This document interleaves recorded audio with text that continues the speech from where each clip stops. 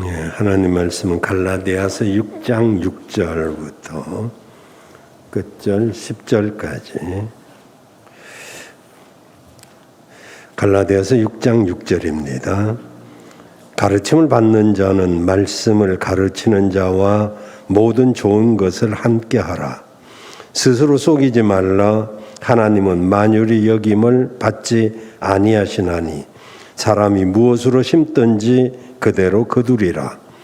자기의 육체를 위하여 심는 자는 육체로부터 썩어진 것을 거두고 성령을 위하여 심는 자는 성령으로부터 영생을 거두리라.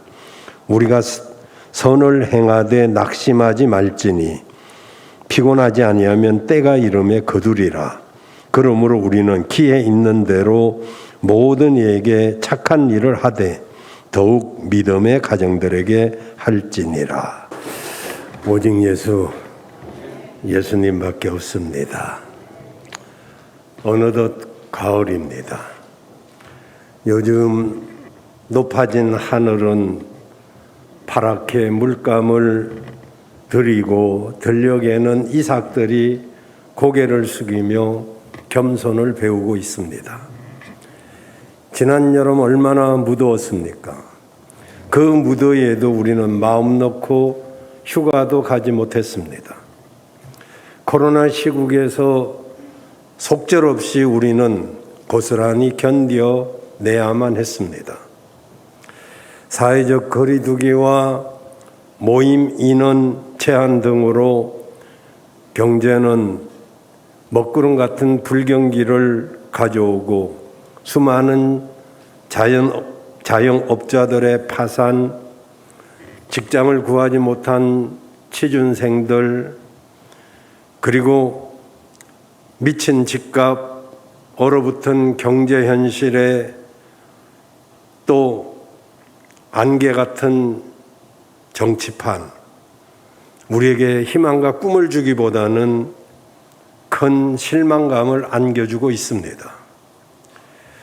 그러나 그 어려움 속에서도 결실과 추수의 계절 가을은 여지없이 우리 곁에 찾아왔습니다. 사람은 살아가면서 많은 것에서부터 깨닫고 체험하고 그리고 교훈을 받으며 살아갑니다. 저는 하나님의 은혜와 여러분의 기도 덕분에 문학사랑이라는 문학재단에서 가을 후에 신인 작품상을 타게 되었습니다. 그리고 정식으로 시인으로 등단하게 되었습니다. 문학사랑의 제 작품이 신인 작품상으로 이제 써있는데, 혹시 책을 좋아하시는 분은 이따 끝날 때 하나 가져가시면 됩니다. 혹시 모자랄 거예요. 책 잘 가져가서 안 읽어보실 분은 안 가져가면 됩니다. 그냥 뭐 가부도 아니고 제가 시집이 나오면 그때 다 드리도록 하겠습니다만은 시 한 편을 내가 소개해 드리려고 그래. 영상으로 아침에 만들었어요. 그냥 내가 만든 거니까 괜찮은 겁니다. 초보입니다.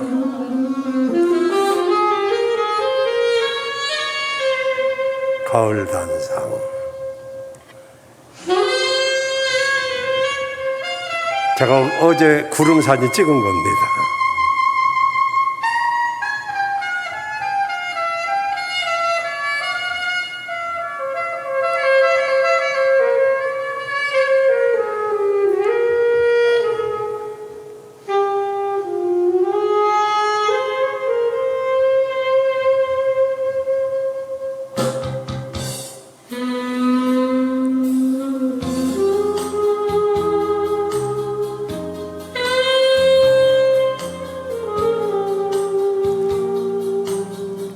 저 사진은 제가 다 찍은 겁니다.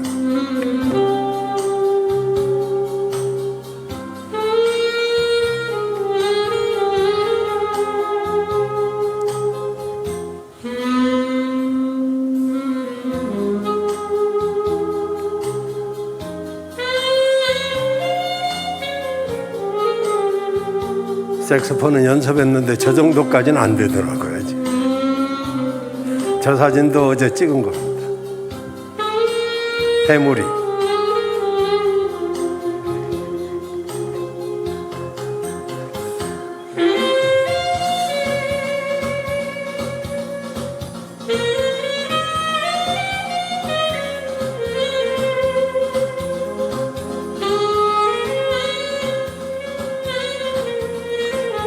우리 송영숙 집사님 앞에서 문자 쓰고 있어요, 지금.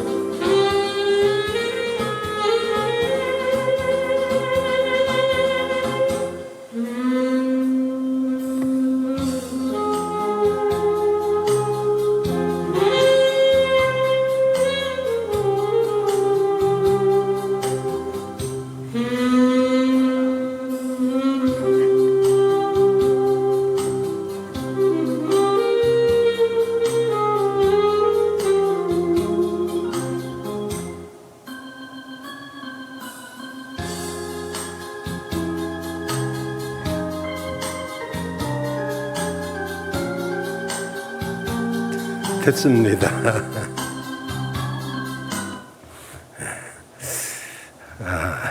오늘 저는 지금은 열매 맺는 계절입니다. 이런 제목으로 말씀을 드리려고 합니다. 먼저 생각할 것은 자연의 가을입니다. 자연을 창조하신 하나님은 봄, 여름, 가을, 겨울을 지으시고 그리고 심고 자라고 열매 맺고 거두어 들이게 하셨으니 어찌 오묘한 하나님의 섭리가 아니겠습니까?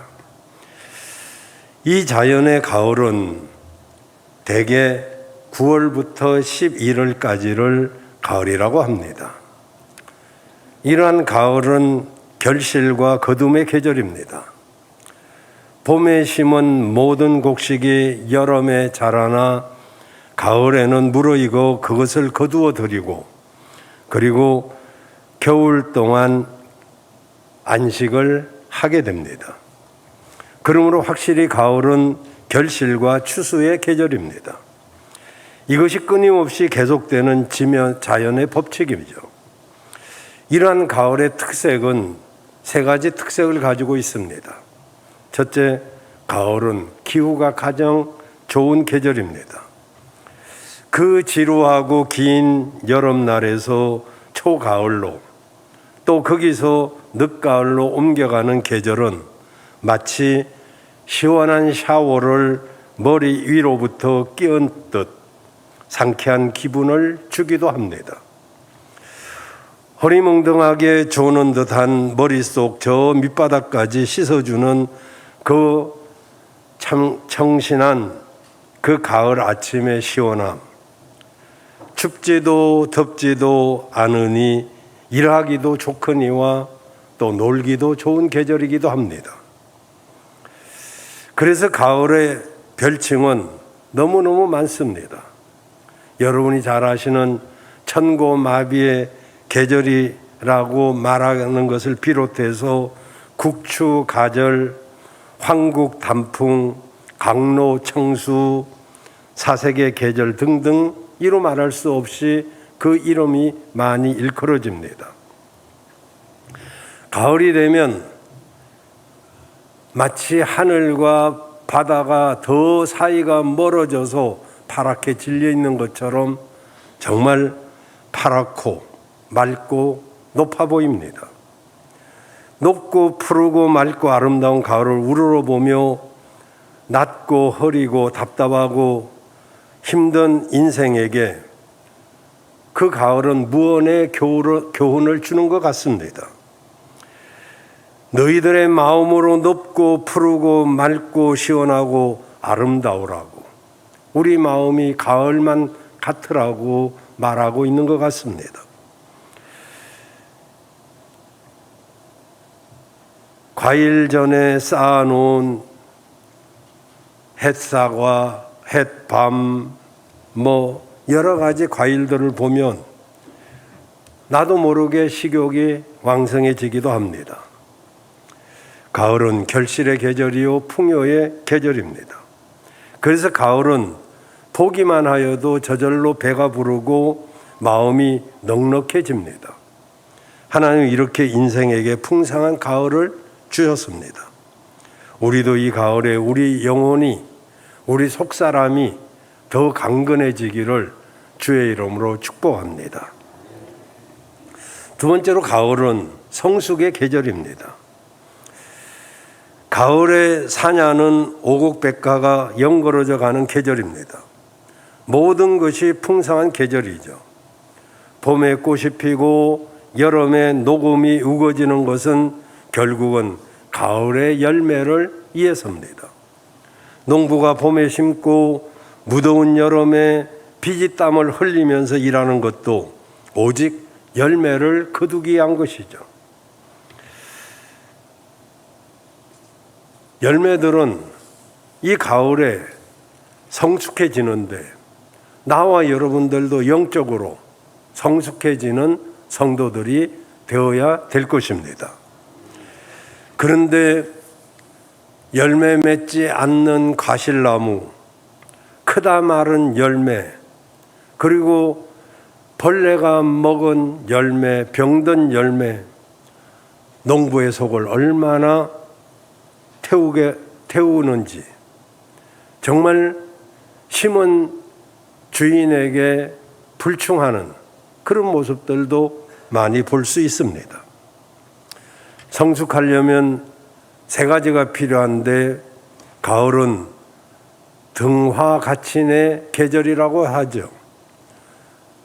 열심히 성경을 읽고 성경을 보고 그리고 기도를 열심히 하고 그리고 열심히 봉사하면 우리도 익어가게 될 것입니다.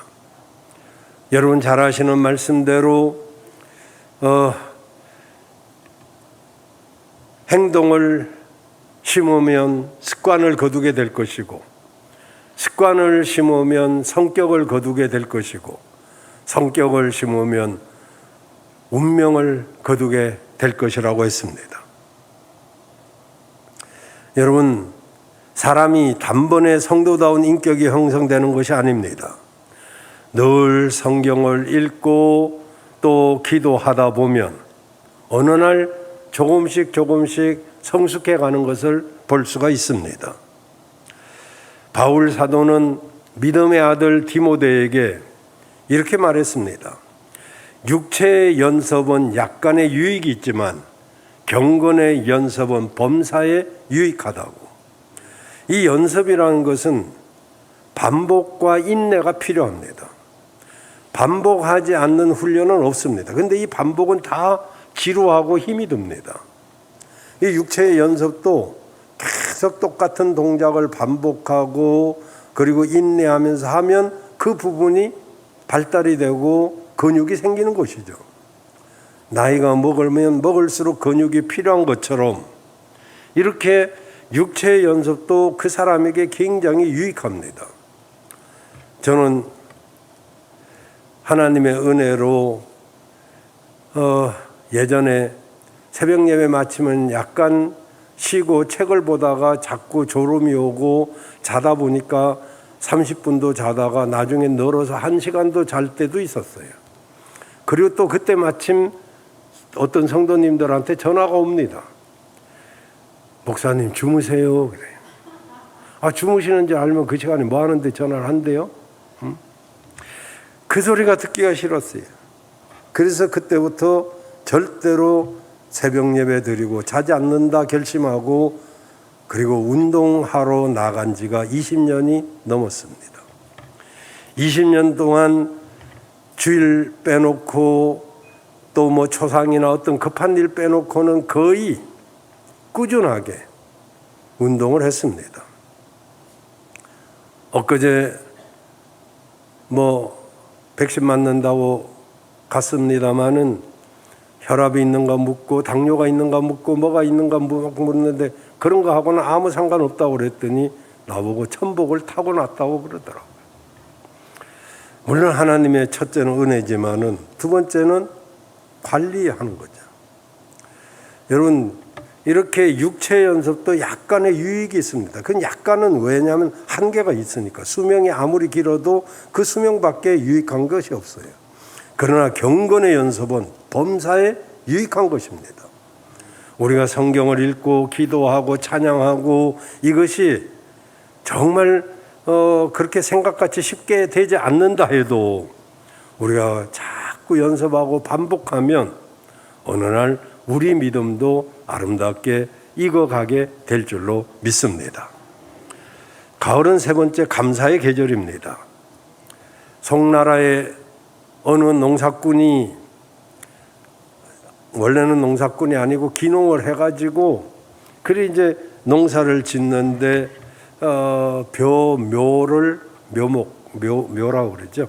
그걸 심었는데 도무지 자라나지 않아서 걱정하다가 어느 날 내가 좀 도와줘야 되겠다 그런 생각을 하고 이른 아침부터 가서 그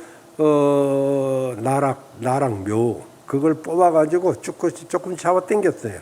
그랬더니 좀 키가 커. 다시 묻고 그러니까 막 하루 종일 막 얼마나 땀을 흘리면서 그 일을 했는지 저녁에 녹초가 됐어요. 집에 와가지고 생각하기를 야 오늘 진짜 멋진 일 했다. 나 대단한 일을 했다.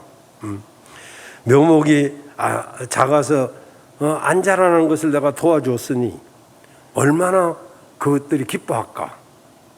근데 이 말을 들은 그 집의 아이들이 그 이튿날 논에 가보니까 다 죽어버렸어요. 여러분, 봄에 파종하고 여름에 성장하고 가을에 수확하는 것을 볼 때 모두가 자기가 하는 것처럼 보입니다. 내가 땀 흘리고 내가 심고 내가 비료주고 뭐 또 메고 뭐 이랬기 때문에 그 노력은 필요하죠. 그렇긴 하지만 착각하지 말아야 될 것은 사람이 싹을 나게도 하지 못하고 햇볕을 조절할 수도 없고 비를 조절할 수도 없습니다. 물을 만들 수도 없습니다. 그래서 많은 사람들이 생각도 못해서 제때 비가 오고 농사가 잘 되는 것은 전부 조상의 은덕이다 이렇게 생각을 했습니다. 유교 사상이죠. 유교는 사실은 종교가 아니잖아요. 유교도 바로 종교가 되기 위해서는 신이 필요한데 그 신의 자리에 누구를 갖다 놓을 데가 없어서 조상을 신으로 모셔온 것입니다. 여러분, 조상의 은혜가 우리에게 정말로 중요하고 귀한 것이고 감사한 일이지만 따지고 보면 조상의 조상이고 조상의 조상인 하나님께 우리가 진심으로 감사해야 될 줄로 믿습니다.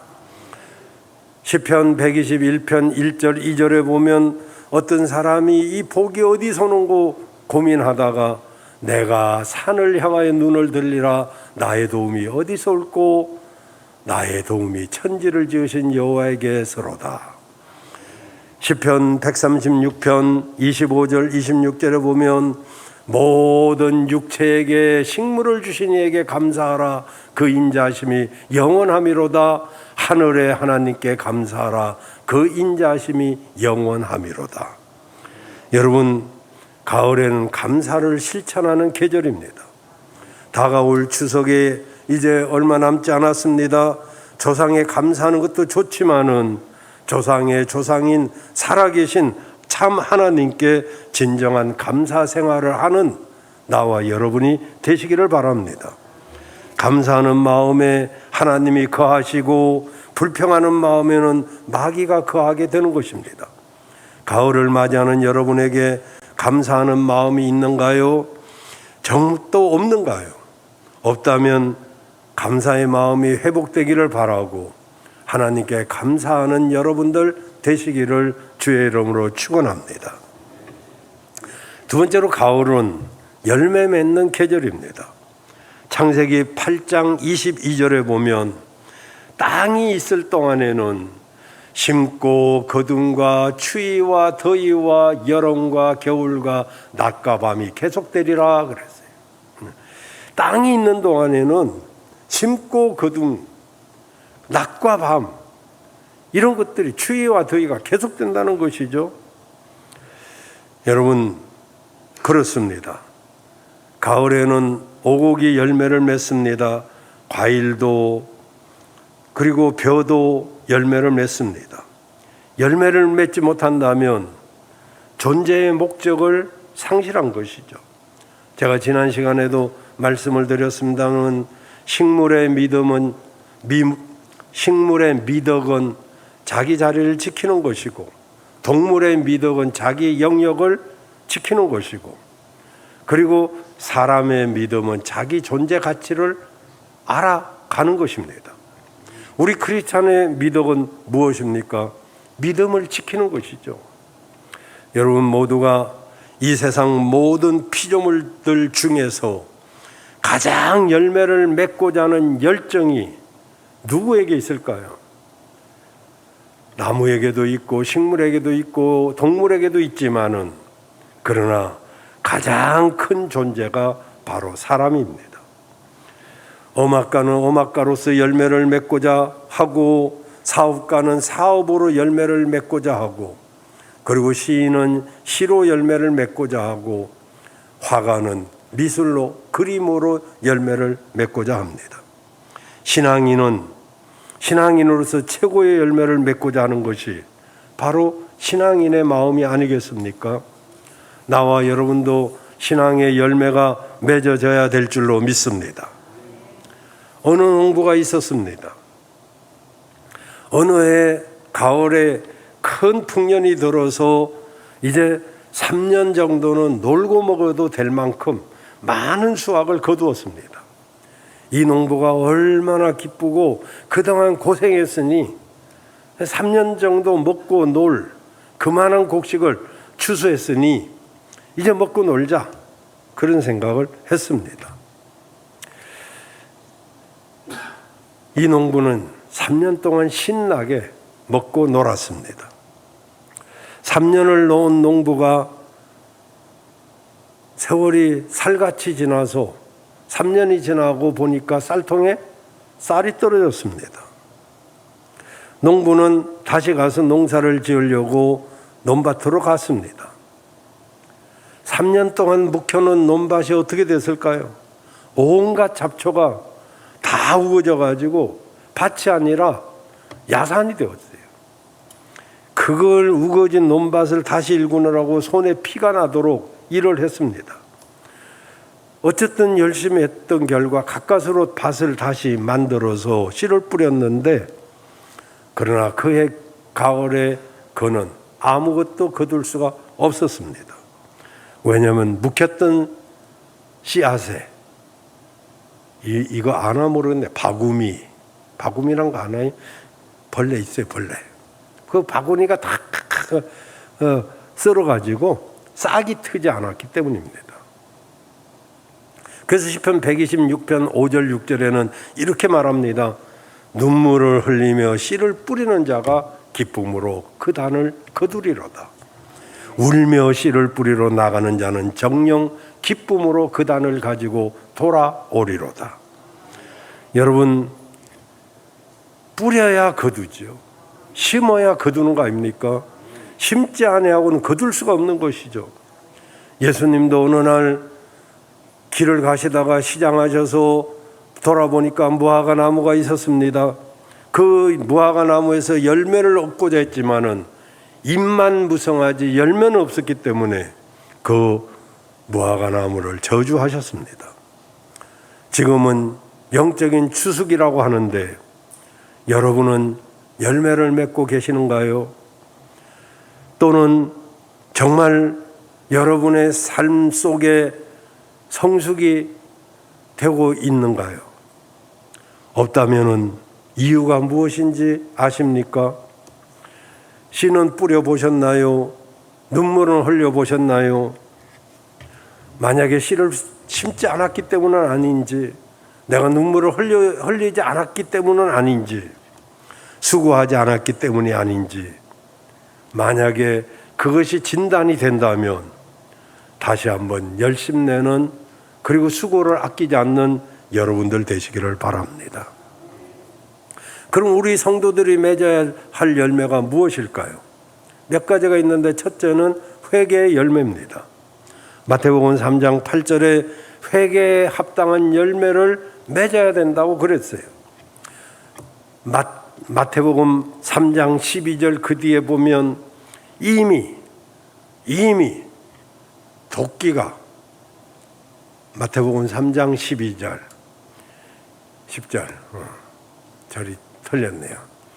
도끼가 이미 나무 뿌리에 놓였으니 좋은 열매 맺지 아니하는 나무마다 찍혀서 불에 던지운다 그랬습니다. 여러분, 좋은 열매는 회개의 열매예요. 회개는 복인 줄로 믿으시길 바랍니다. 사실 회개에 대해서는 늘 설명하죠. 회개는 설거지와 같다고. 설거지가 주부들은 제일 싫어하는 것이기 때문에 남편의 도움을 받기도 합니다만은, 그러나 귀찮아도 해야 될 것이 설거지입니다. 왜냐하면 더러워진 그릇에는 아무리 좋은 것을 담아도 맛있어 보이지도 않고, 그리고 깨끗해 보이질 않죠. 그 그릇이 깨끗해야 복을 담아도 그 복이 되는 것이지. 그 사람들은 복을 원하지만은 하나님은 복 받을 그릇을 원하시거든요. 그것이 우리가 그릇을 깨끗하게 씻는 것입니다. 하나님은 우리를 도우시려고 준비하고 계시고 복 주시려고 준비하고 계시지만, 그러나 우리가 문제가 될 때가 많죠.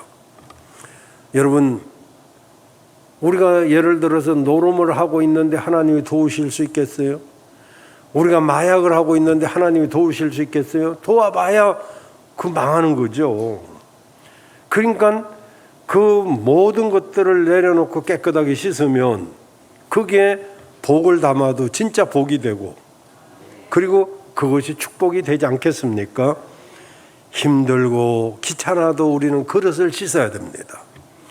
이번에 그동안 우리가 예배 생활에 충실하지 못했던 것, 하나님 앞에 열심내지 못했던 것, 내 믿음이 식어가는데도 알지 못하고 마치 냄비 속의 개구리처럼 미건한 온도 속에 들어가니까 좋았는데 밑에서 불이 타고 있을 때 그 물이 끓어도 이미 그 물의 온도에 익숙해 있기 때문에 깨닫지 못하고 냄비 속에서 그냥 삶아서 죽어가는 그 개구리처럼, 우리가 어느 사이 익숙해진 이런 분위기, 그런 데서 우리가 깨어나야 될 줄로 믿습니다. 두 번째로는 생명의 열매입니다.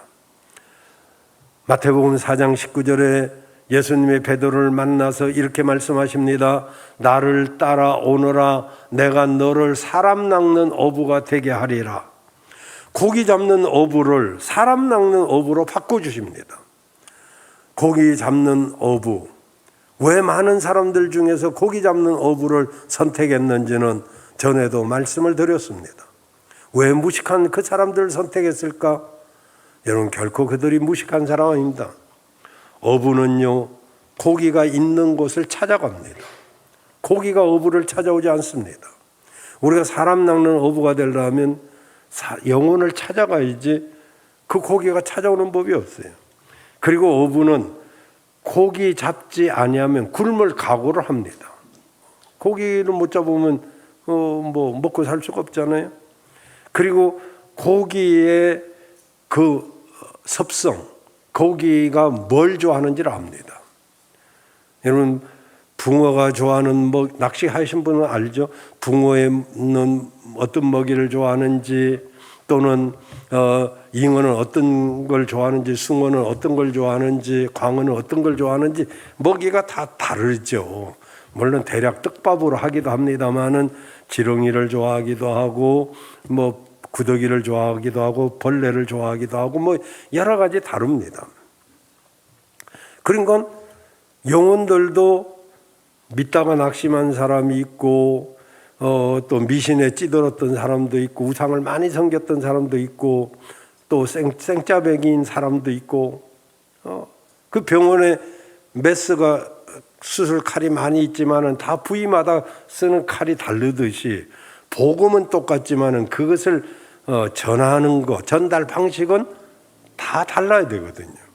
이런 것들을 알지 못하면 제대로 괜히 식칼 하나 가지고 다 해결하려고 하다가는 자기도 다치고 남도 다치게 할 수도 있어요. 어쨌든 생명의 열매가 나를 통해서 맺어져야 돼요. 그리고 세 번째는 입술의 열매입니다. 히브리서 13장 15절에 보면 우리가 예수로 말미암아 항상 찬미의 제사를 하나님께 드리자. 이는 그 이름을 증거하는 입술의 열매니라. 여러분 말만 잘해도 사실 수지 맞는 거 아니겠어요? 말 때문에 이게 문제가 생기잖아요. 교회도 문제가 80%는 전부 말 때문에 생깁니다. 말 조심해야 되죠. 불조심보다 더 조심해야 될 게 말 조심 아니에요? 말만 잘해도요 참 분위기 좋습니다.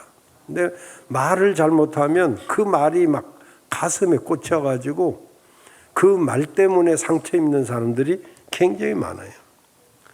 아시죠? 유모에 나오는 이 따닥따닥 다니는 말이 싫어하는 사람이 있어요.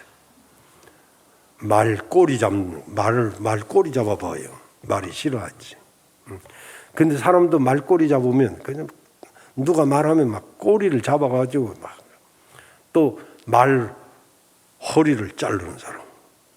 말하는데 말을 중간에 탁 끼어들어가 그 허리를 잘라버려. 또 말머리를 막 돌리는 사람. 말이 싫어해요. 어쨌든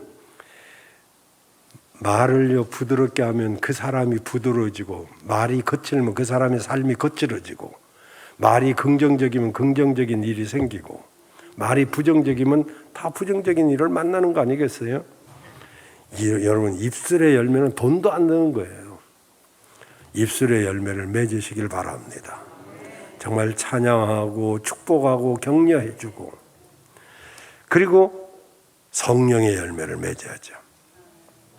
갈라디아서 5장 22절에 보면 오직 성령의 열매는 사랑과 희락과 화평과 오래 참음과 자비와 양선과 충성과 온유와 절제니 이 같은 것을 금지할 법은 없다고 그랬어요. 이 9가지 성령의 열매가 맺어지면 그 삶이 정말 알차고 복되게 되겠죠. 여러분 이런 열매를 우리도 맺어가야 될 줄로 믿습니다.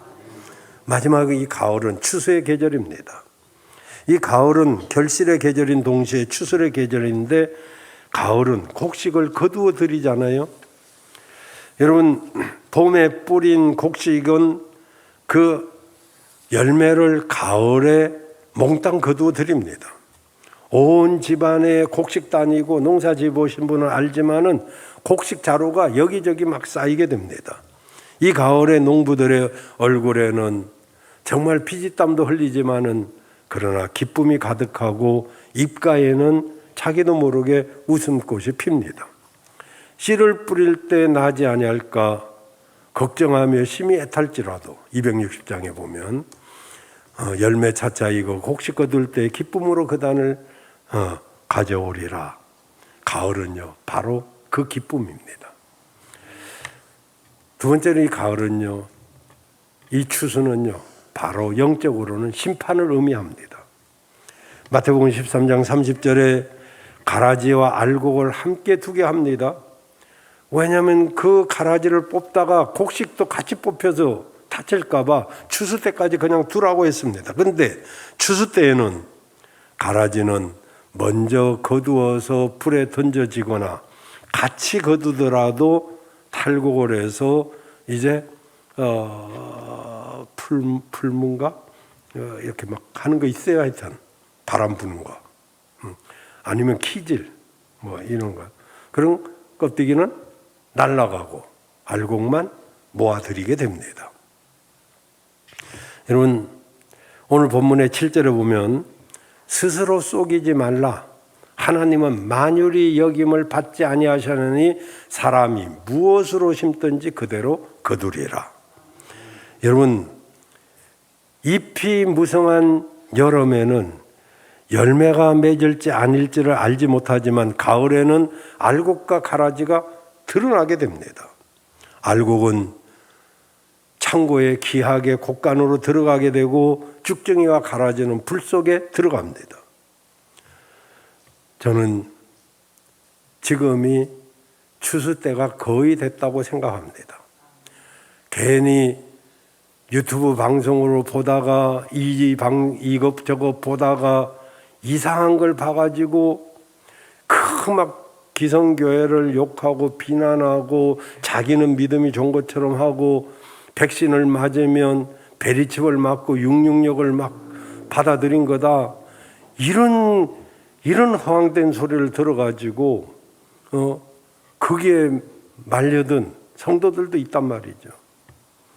여러분, 백신은 치료제지 베리칩이 아닙니다. 베리칩은 이미 삼성그룹이나 이런 데서 다 장 마련이 되고 연구소에 있던 사람들이 우리한테 말해줬는데 그것은 통제 기능입니다. 백신이 통제 기능이 아닙니다. 이미 우리는요, 베리칩 아니라도 백신 아니라도 다 통제받고 있습니다. 우리 아이들이 뭘 한다든지 또 내가 뭘 한다든지, 여러분이 돈이 있으신 분은 있으시겠죠. 1,000만 원, 2,000만 원 얼마 빼는데 그냥 빼나요? 다 압니다. 어떻게 돈을 마련해서 이 집을 사는지 그런 출처가 다. 앞으로는 여러분 포켓에 돈이 얼마 있는지, 지갑에 얼마 있는지, 땅에 얼마를 묻어두고 있는지, 땅에 있는 사람들은 빨리 갔다가 그냥 하나님께 드린 게 나아요. 어차피 땅에 있으니까 땅에 있겠지 이렇게 생각만 하면 되니까. 송 권사님은 있는가 보네, 웃는 거 보니까.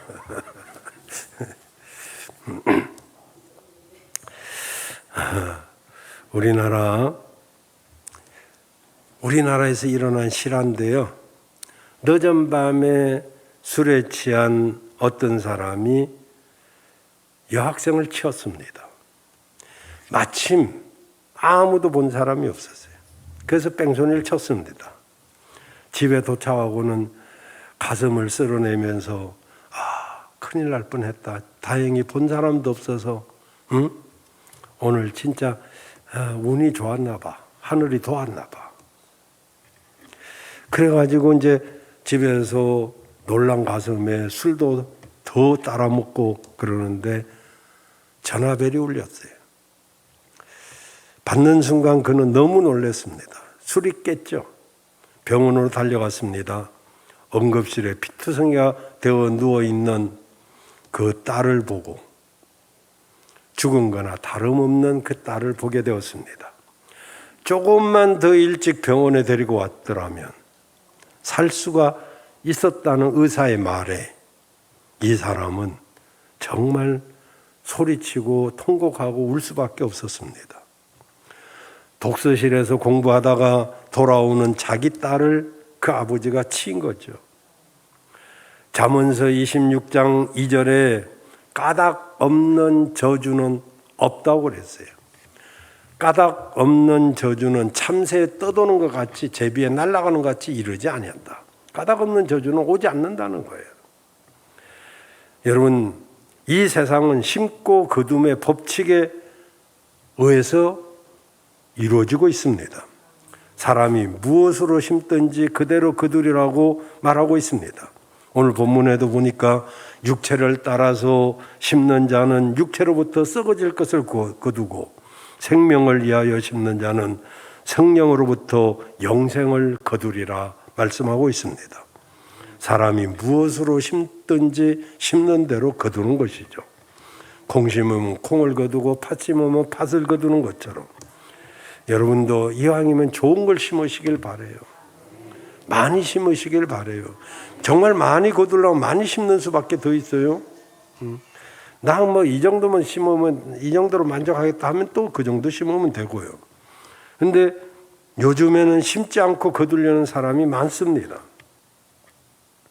정말 비트코인이나 어떤 것을 통해서 많은 것을 거두려고 했다가 정말 손해가는 사람이 많고, 우리 천 목사님네 교회 청년은 자살까지 했대요.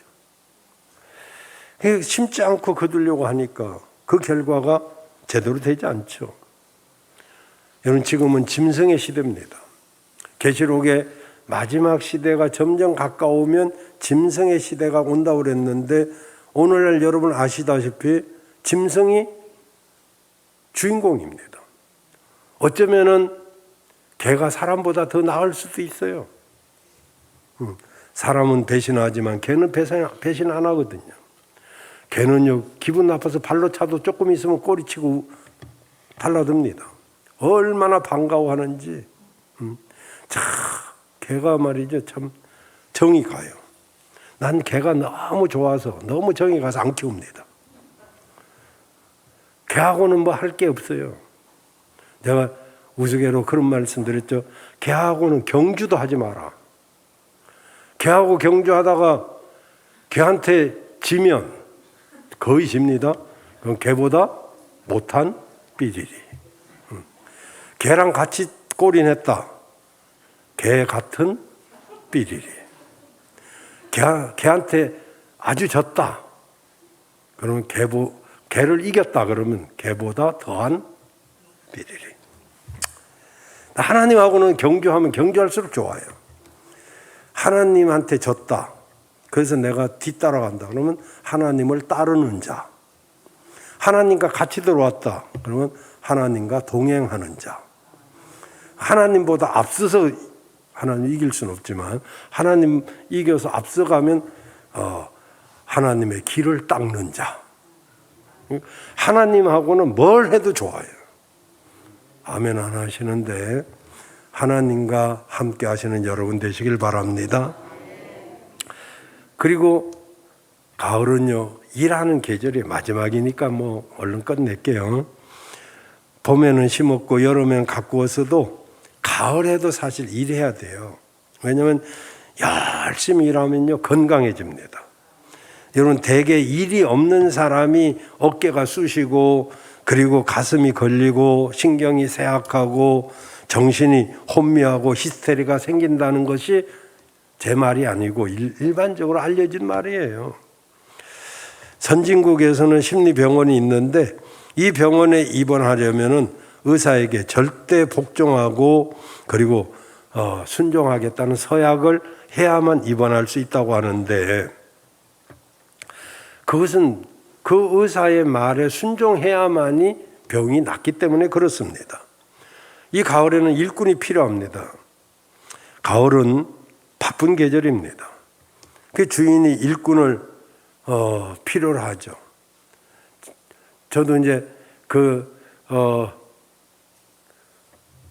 노후에 가서 일하려고 농사 터를 몇 년 전에 이렇게 구입을 해봤는데 못할 노릇이에요. 인건비가 얼마나 비싼지 그 사람 하나 사가지고 하려면 그 돈이면 충분히 채소 사다 먹고도 남아요. 어쨌든 막 풀이 막 우거져서 사람을 하나 옥천시장에서 인력시장에서 썼어요. 인건비를 말하는데 그냥 눈티 나오는 줄 알았어요. 얼마나 비싼지. 근데 몽고 사람이에요. 또 말도 안 통해. 시켜 먹을 수가 없대요. 나중에 점심시간에 뭐 먹을 건가 물어도 식당 가서도 몰라. 소통이 안 되니까 고통이 와요. 그래도 어쨌든 농촌에서 자라보신 분은 아실 거예요. 정말 가을철엔 부지깽이도 일어난다고 그래요. 부지깽이라도 일어나서 일해야 돼. 그래서 막 국민학교도, 초등학교죠. 초등학교 다니는 애들도 다 일 시키잖아요. 그냥 시골이 막 죽겠다고 그러죠. 그만큼 일손이 필요한 거예요. 교회는 안 필요한가요? 교회도 일꾼이 필요해요. 여러분, 아무리 고급 인력이라고 여러분 자신을 그래도 지금은 추수의 계절이에요. 놀고 먹으면 부끄러운 줄 알아야 돼요. 몸이 편하면 입도 편해야 돼요. 주의 일에 헌신해야 돼요. 어떤 이는 성가대로, 어떤 이는 교사로, 어떤 이는 주방 안 하지만은 그래도 뭔가 이렇게 교회를 위해서 조금이라도 안내라도 하고 그렇게 일을 하면 우리 주님이 얼마나 기쁘시겠어요. 그리고 열심히 일하는 사람이 행복합니다. 여러분 행복하시길 바라요. 열매 맺으시길 바랍니다. 이 가을 정말 가을이 가을답게 그렇게 해서 여러분 모두가 풍성한 열매가 있기를 바랍니다.